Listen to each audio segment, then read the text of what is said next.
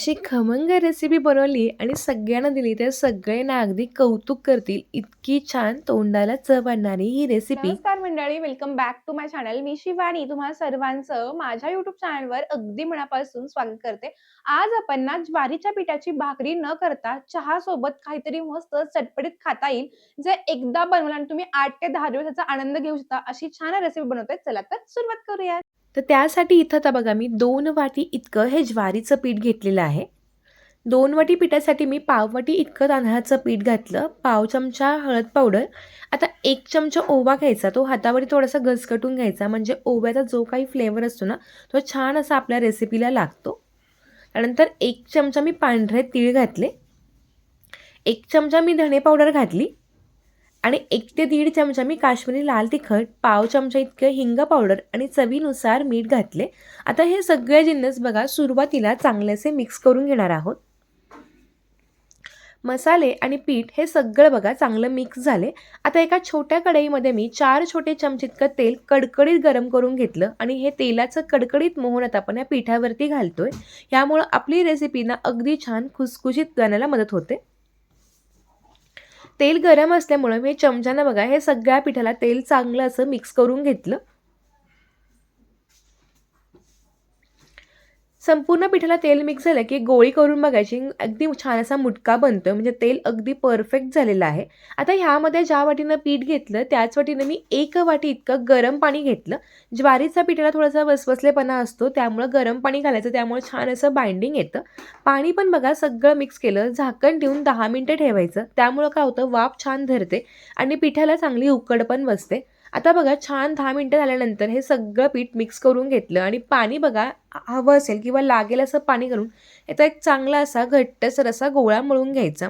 ही recipe ना आधेमध्येच खायला खूप छान लागते असं माझी आई म्हणते. जेव्हा आपण बनवतो ना तेव्हा ती नको वाटते, कारण खूप तळण होतं. पण असं काहीतरी आधेमध्ये ही रेसिपी केली ना की सगळे ना अगदी आवडीनं खातात. तर आज आपण चकली बनवतो, त्यासाठी चकलीचा सोऱ्या घेतला.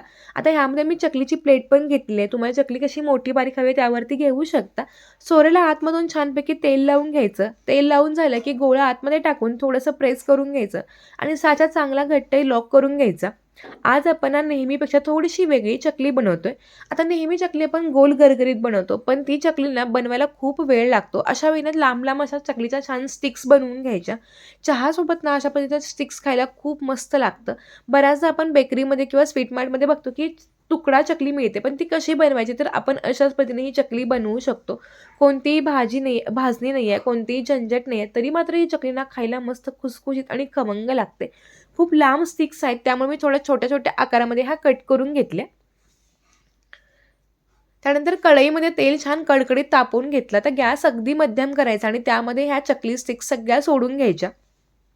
चकली टाकल्या-टाकल्या अजिबात लगेचच उलटवल्यानं पलटायचं नाही आहे, कारण चकलीला तेलामध्ये विरघळण्याची शक्यता असते. 2 ते 3 मिनिटं झाली की छान चकली चांगली तळून घ्यायची. मस्त कडकडीत झाली की तेल निथळून जी चकली काढून घ्यायची. चकली ना ही अगदी मस्त होते आणि ज्वारीचं पीठ असल्यामुळे चकली अगदी हलकी होते. अजिबात ती तेल पीत नाही. मी तुम्हाला दुसऱ्या पद्धतीनं पण चकली बनवून दाखवते.